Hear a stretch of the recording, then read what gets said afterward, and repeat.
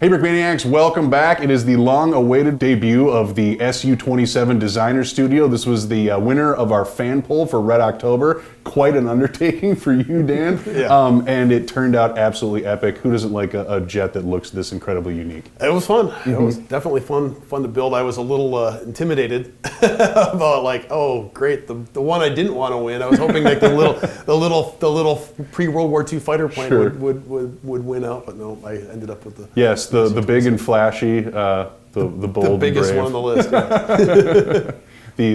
the Russian counter to the F-15, the comparable craft. You have a one-on-one gray copy there. That's kind of the design model. Obviously, went with this awesome blue camo for the actual release. Really, just a stunning plane. Well, thanks. And I like the ability to display it. Yeah, it comes with a stand. The stand actually has multiple different settings. You can display. This is the standard. This is, if you read the instruction book, this is the way it is. If you have any of the other previous kits that have the aircraft stand in, there are some other ways it's displayed. I do include the different pieces, so you can copy, like say the F-16 or some of the other ones that we've done. And then this one also has a vertical stand. Yeah, right. Which looks really cool, especially with these. I think is part of the yeah, it is. That holds it. They become the engine thrust because the way that the engines are connected actually makes a convenient way to hold the airplane up.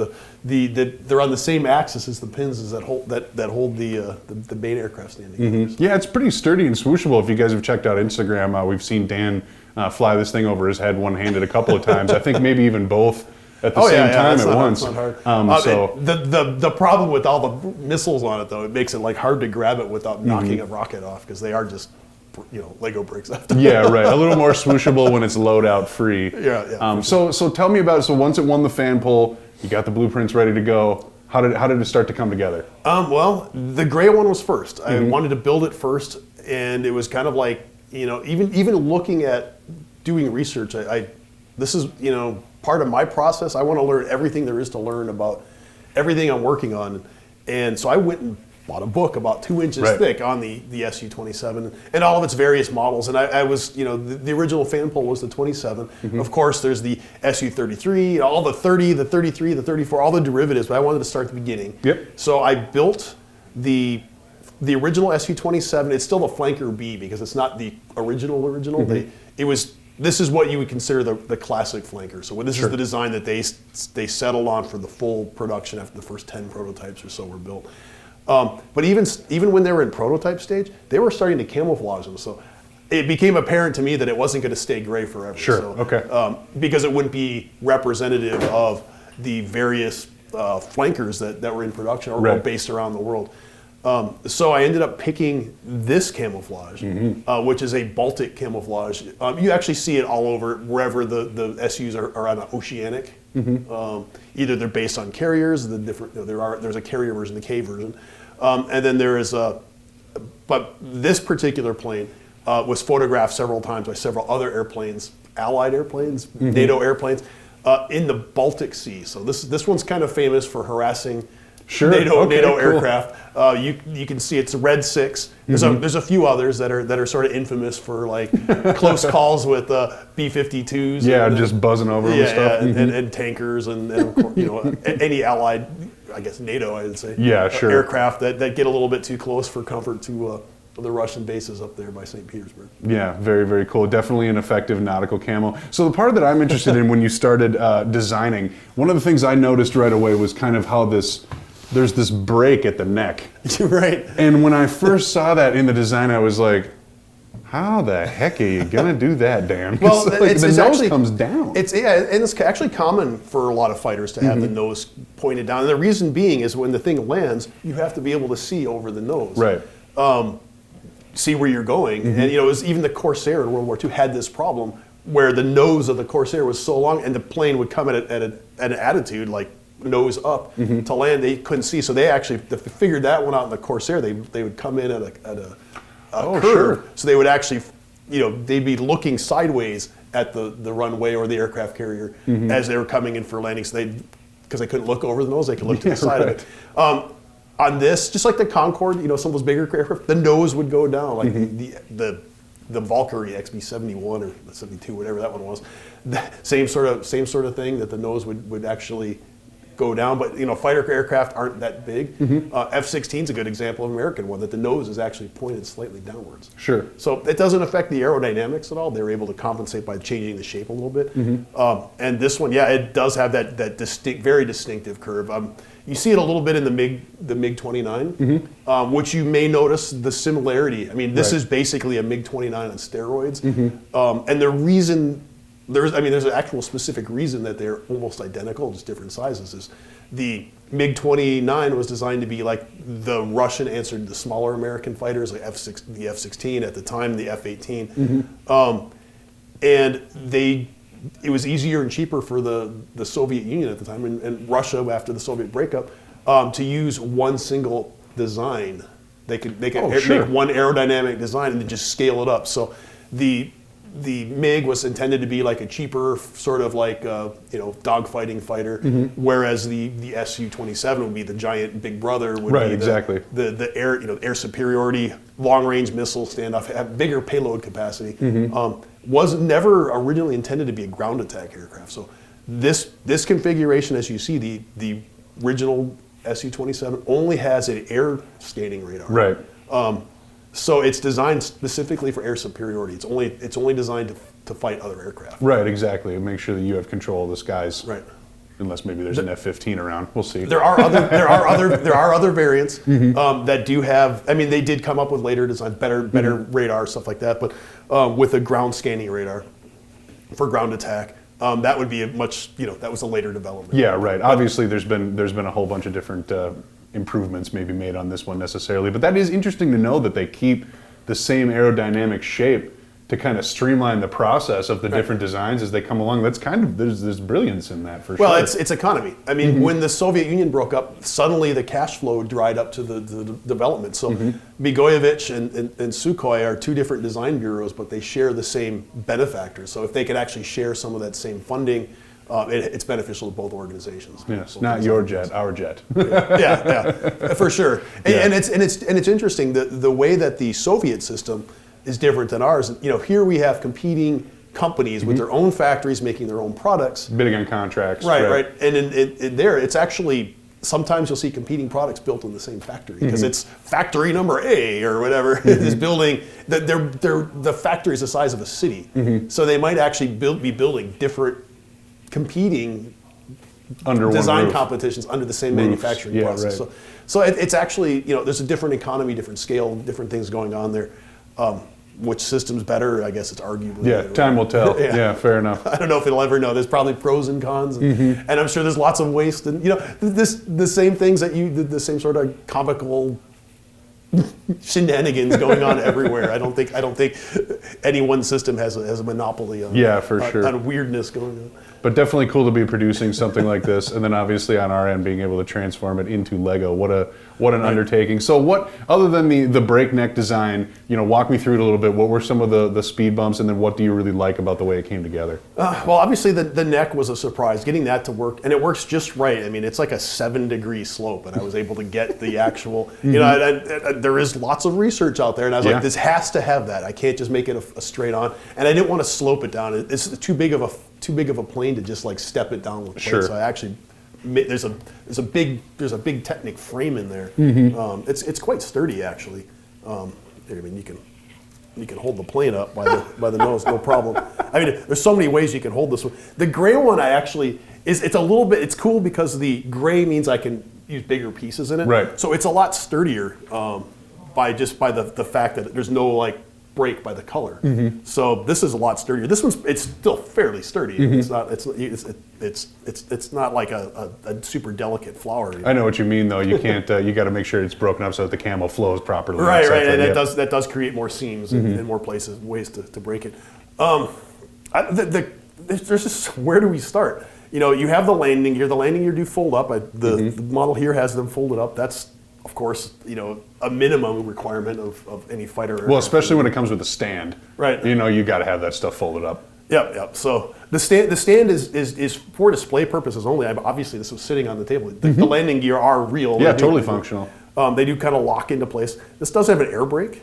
I love that. So like the real thing. So when you're like, you know, your B-52 is your target is flying at like 450 or 500 miles an hour, and you're flying at like over, you know, almost 1,000. Right. You got to slow down next to him. And there's some pretty cool footage. I mean, you go to YouTube. There's all kinds of footage of these things, like just Of this jet. Yeah, this one too. This one in particular. They'll fly in. They'll turn their air brakes on. Then they'll you know Just leave. do some friendly greetings and take off. Usually like in front of the nose of Hand whoever- gestures, right. International relations. Exactly, exactly. So that's one you know sort of neat feature. That's expected. The rudders actually do turn the ailerons up and down.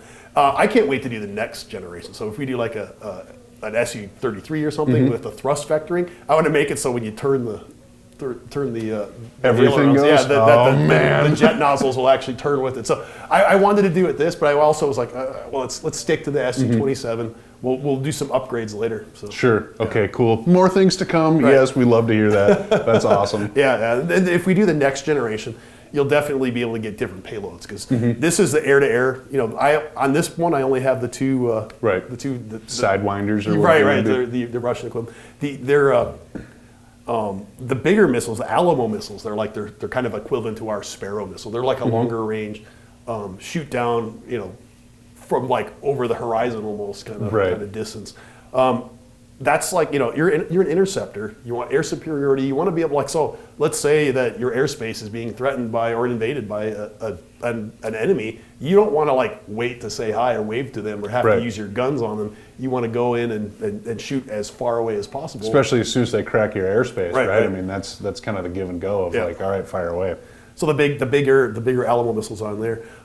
There's no stickers on this. No, it is except I should point out with the caveat that the canopy is the vinyl sticker. Right. Otherwise, the rest of it is all printed elements. Which I was going to say, I really love the way, especially here and here, that you made it work. So that we did a little cross element printing, but nothing to the point of craziness. No, and these are all the modern. This is stuff like we've just with the Alligator, the KA-52. We started doing a little bit more fancy printing and develop these sort of like new, hey, that's the new Russian insignia, so let's use it.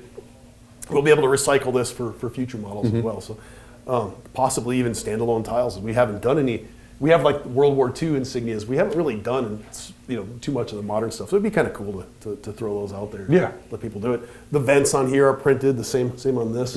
I did not print myself a number when I did this one. I just basically I caught them as they were printing and said, hey, give me some extra tiles in gray so I can finish my gray one. Complete the one of one. Right, yeah, so this is mine. You know, usually I don't keep a copy, I guess by default, because we have the prototype stays here at GHQ. You kind of keep a copy, but you keep it where people can come look at it. Right, and this is the, very rarely do we keep an original. I think this is probably maybe the third prototype model that we've actually held on to. It wasn't like an actual like production version or something like that, so yeah. Oh, interesting. Well, it did kind of mark a significant return for you to the modern aircraft lineup, and by no small, you didn't ease into it at all. You know what I mean? You dove right off. And we're, like the helicopters, I mean, I've done a lot of helicopters, so the KA-52 is a great model to do, but there's no sweat. There's more helicopters. Oh my God, there's so many more aircraft in the future. It's like I'm taking a break to do Glenn and Cale's trains this week, but after that, it's back into aircraft. It's aircraft. So it's crazy what's coming out. Well, that gives you some insight into what's coming up in January. Very, very cool. Okay, so obviously this also does come with a minifig, but before we get to that, is there anything else you want to go over this? No, this is a fun one. It's a premium kit. It's a top tier kit. This is not, as I printed out the plans, I'm like, wow, God, this is huge. This is not gonna be like, I envisioned it something like the F-16, and the more and more research I did, I was like, no, this is a real big aircraft. Yes. This is way closer to the F-15, Brickmania F-15, and the real F-15 than it is to the F-16. It would be called the equivalent of the Russian equivalent. So I think the MiG-25 Foxbat looks more like the F-15 at the time. It was Sure. But this is directly. This is more of a direct influence. Russia said, hey, they have this air superiority fighter. We need one too. What does ours look like? Right, and this is they call this the super maneuverable fighter. You'd see like the Cobra move, the Pugachev Cobra, where they're it's every aircraft does it. The Swedes started it, wasn't a Russian invention, but the Russians made it famous. Oh, very, very cool. Like Dan said, only the one sticker, the rest is printed. Does come with this minifig now, so let's kick things over to Landon and take a little bit closer look at the Su-27S Pilot. Okay, so now let's go over the minifigure that is included with this jet. I'm kind of disappointed to see that he's not baby blue. You're disappointed? I'm a little disappointed he's not baby blue. It's baby blue jet. Why doesn't he match his jet? You're not matching your jet? Yeah, why don't you match your jet?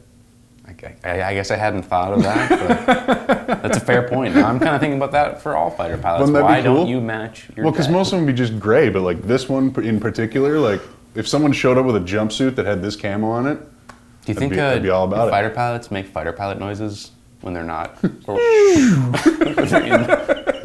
Okay. So at least turn your radio off if you're going to do it. I know it's not the jet making that noise. Survival vest on this minifigure. Let's start from the middle, because why not? Yeah, sure. Survival vest in that Flora camouflage, one of my favorite camouflage patterns. So this is similar to minifigures we've seen in the past. A little bit of updates for this guy. Yeah, right. He's got these anti-G. So they're called anti-G compression pants. Compression pants. Sure. Yeah. And so what happens is that there's like an air membrane in these pants, and so when they are performing like super high G maneuvers, these inflate and they push all the blood from your legs up into your brain, so you don't pass out. So he's got some of these fancy little pants there. That would be important to not pass out behind the controls of your jet. And then it's that tan jumpsuit. Again, it's similar, some artwork from previous minifigures, but I think it's coming together to kind of this complete, really cool package. Perfect for this jet. Yeah, it is really cool. It does. It's a excellent standalone figure on its own. Just on its own, yeah. Yeah, and even the Lego elements really work in with the whole thing. So Yeah, I think the Lego helmet is almost a spot-on replica for the Russian Sure. fighter pilot helmets. Wonder where they're basing it off of, right? Gee, I wonder as well. But yeah, that's a really cool figure. Excellent addition to this really, really unique aircraft kit. And nice to see Dan back in the jet building game. Yeah. Were you happy? Yes. Yeah. I think he's still got it in him, so it's cool. All right, that is it for the Su-27 Designer Studio. Thanks for tuning in. Tune in next time when we check out another Brickmania kit.